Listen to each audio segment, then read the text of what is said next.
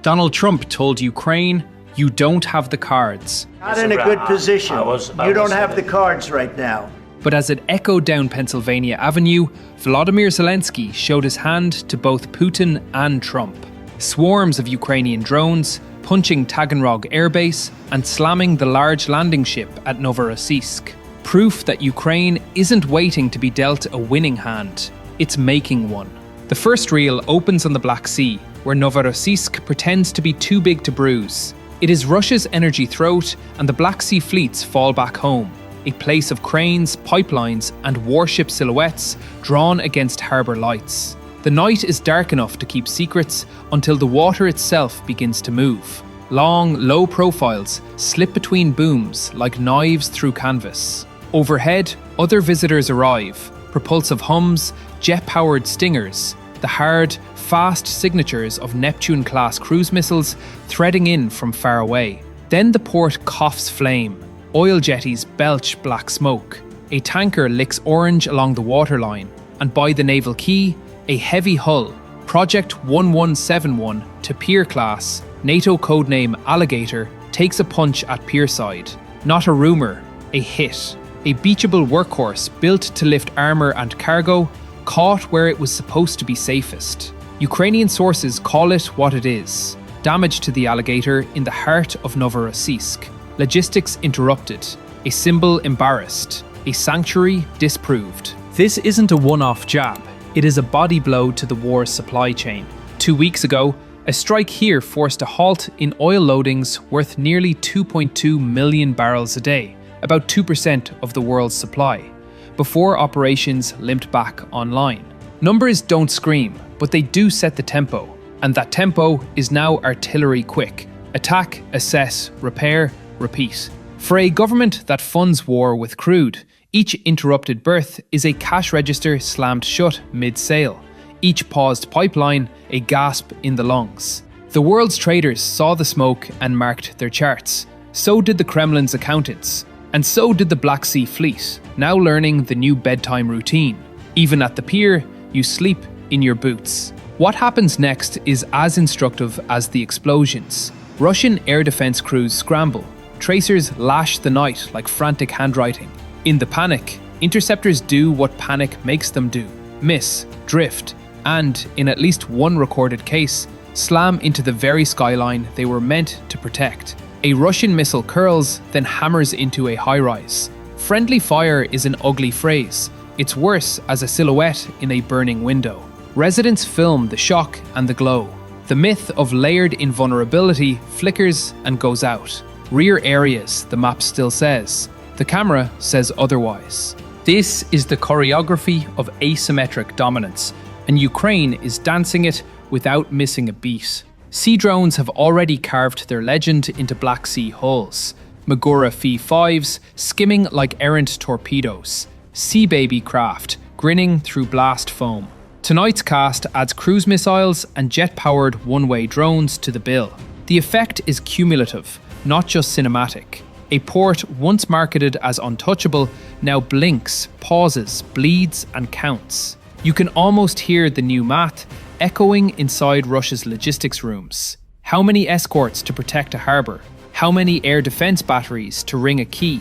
How many rubles to ensure a ship that sleeps under crosshairs? The answers grow more expensive the longer the night burns. Cut northeast along the Sea of Azov shoreline and the picture becomes stranger, rarer, almost mythical. Taganrog, home of Beriev, where Soviet aerospace dreams were hammered into riveted truth, is on fire. Inside that sprawl of hangars stood a ghost from another age, the 1A2 Beriev A60, a flying laser lab, a directed energy experiment mounted on an IL-76 frame with a humped spine and a reputation bigger than its flight hours. Overnight, the lab becomes a bonfire. Frames peel, skin blackens. Satellite shots confirm what the open source crowd suspected. The unique A60 has been destroyed, and with it, a chunk of Russia's theatre about lasers, space, and the future. Prestige doesn't burn easily, but when it does, it illuminates everything. Why does the A60 matter? Because some hardware exists as a weapon, and some exists as a sentence. The A60 was both laboratory and line in a speech, proof that Moscow still played in the big rooms of directed energy and anti-satellite research, that it had the pedigree to threaten or dazzle in orbit. When you annihilate a one-of-one prototype, you don't just lose a plane. You lose years of sunk cost, scarce tooling, scarce engineers, and the thin political oxygen that keeps a niche program alive. The burn scar on that apron is an argument in budget form. If it can't be protected in Taganrog, why fund its successor? If your rarest crown jewels can be cracked open at home, what is safe? Back to the oil coast. The port's sirens still wail in the mind after the smoke clears, because the entire scene carries a second plotline. Novorossiysk isn't only warships and jetties, it is apartment windows and kitchen tables. Even the successful intercepts produce debris that falls where people live. Windows shatter, walls pucker, fire brigades sprint. In the official telegram posts, words like suppressed and neutralized sit next to headcounts from emergency rooms. This is how Ukraine's deep strike doctrine rearranges the Russian public's understanding of the war, by making the war behave like weather. It's there, it's cold, it's falling on you. And once you feel a war as weather, you stop seeing it as far away. Meanwhile, in Washington, the podium game continues. Drafts and leaks, firm jawlines on Sunday shows, speculation about who owns the plan and who will kill it with a single sentence. But in the background, the reality is writing itself at industrial scale. Ukraine is hunting function, not glory. It's knocking out export capacity to cut cash. It's humiliating air defenses to puncture propaganda. It's hitting amphibious lift because ships, more than slogans, move tonnage. A Project 1171 at the pier is a military noun.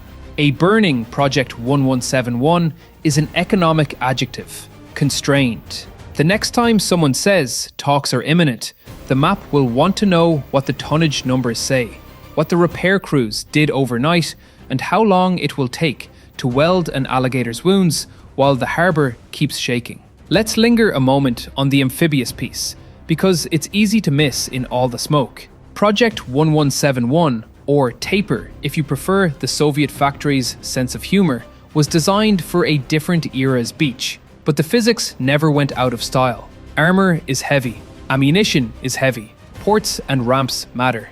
When Ukraine batters these ships, it narrows Russia's logistical options around Crimea and the eastern Black Sea. A fleet that already ceded Sevastopol's comfort must now wonder if Novorossiysk is just a bigger, shinier trap. Keep the amphibious threat on the edge of failure, and the land campaign downstream never looks the same. The river of supply runs shallower, slower, meaner. Now shift back under the Taganrog glare. One rare aircraft destroyed, possibly a second testbed scarred, a plant that services strategic bombers put on notice. This is not only about directed energy dreams, it's about rhythm. You build rhythm into programs like A50, A100 and A60 by keeping engineers together, supply lines warm, and test cycles predictable. You break rhythm with surprise and smoke. The message to the Kremlin's aerospace caste is brutal and simple. Your past work might be legendary, but your present is flammable. The space between myth and maintenance just got filled with fire. The strategic doctrine tying these images together is not a secret. Ukraine is animated by asymmetric dominance. Don't match Russia ton for ton. Make Russia spend 10 to protect 1. Hit where the giant is slow. Hit where it is prestigious. Hit where cameras will prove it. The deep rear is no longer a rear. It is a target-dense environment with very poor sleep. Oil, rail, amphibs, airfields, power, repeat. Each strike shaves confidence in Moscow's promises at home. Each plume on a supposedly safe skyline is a public service announcement. The state can't keep you warm. The state can't keep you whole. The state can't even keep its own machines intact on their own aprons. There is a psychology to this, and Ukraine is playing it well. In the bunker, the leader wants to look unstoppable, so he takes staged photos at map tables, flanked by grim men and stacked folders. But the audience is learning the new grammar. If the strongman is underground, it's not because he loves HVAC. It's because the skies are unsafe, even where the cameras used to be brave. The bunker isn't just a place, it's a mood. It says, our air defense umbrella leaks. It says, we don't know what will be on fire in the morning. It says, the rear is a rumor. The more Moscow hears sirens it once reserved for others, the more it understands that a war can be lost without a single red arrow moving on a televised map. And yes, the message travels west as well. Ukraine isn't only talking to Moscow with these strikes, it's talking to Washington, Berlin, and anyone else doing mental arithmetic in committee rooms. The argument is elegant and hard to rebut. Strategic leverage doesn't come from clever paragraphs. It comes from the ability to bend the other side's logistics, budgets, and public patience. The burning Alligator and the charred laser lab don't just wound assets, they weaken talking points. They prove that the geography of this war is whatever Ukraine can reach. They remind allies that caution has a cost, and that cost is paid in nights like these, when rare aircraft become wreckage and oil terminals go dark. There is also a practical dividend. Every ruble pushed to the rear is a ruble not spent at the front. Guard Novorossiysk like a fortress, then those Pantsir and S-300 units aren't watching over a mechanized push in Zaporizhia. Build a ring of steel around Beriev, then somebody else's airfield sleeps lighter. Russia can do many things at once, but it cannot do everything, everywhere, all the time. Ukraine's deep strike cadence forces priorities to break. That's what success looks like when you can't outproduce your enemy. You make him spend his strength guarding silence. Back by the harbour, the war's new visual language keeps teaching the same lesson.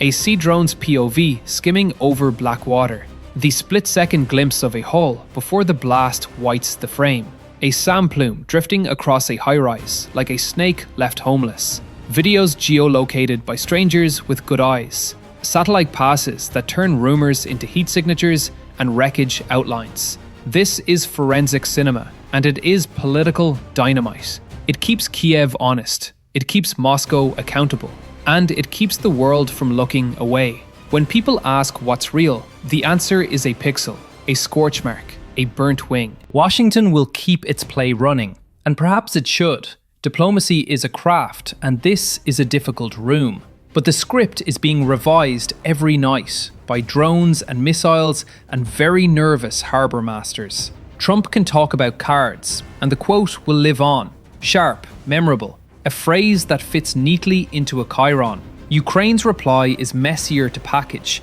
and impossible to ignore. We don't need a perfect hand. We need reach.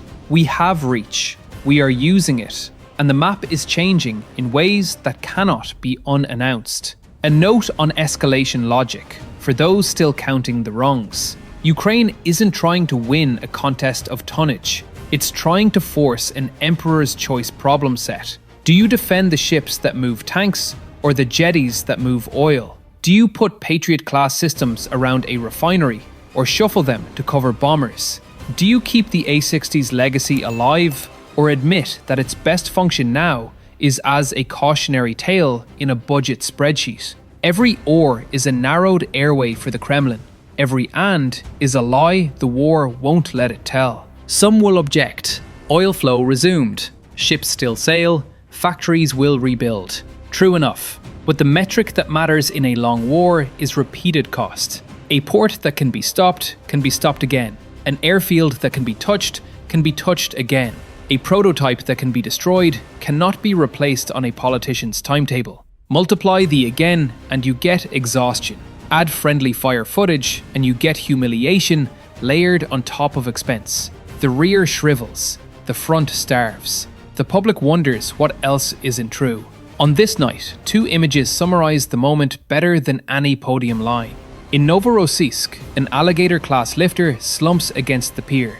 Its usefulness measured now in repair schedules and regret. In Taganrog, the A-60's humped spine is a silhouette with fire behind it, the end of a sentence that began in a Soviet lab in the 1970s. Amphibious capacity diminished, directed energy prestige punctured, oil exports interrupted, air defences mocked by their own residue on apartment blocks. Collect them together and you don't just get a tactical collage, you get a strategic verdict, rendered inside Russia's own borders. So the question returns to the city where we started.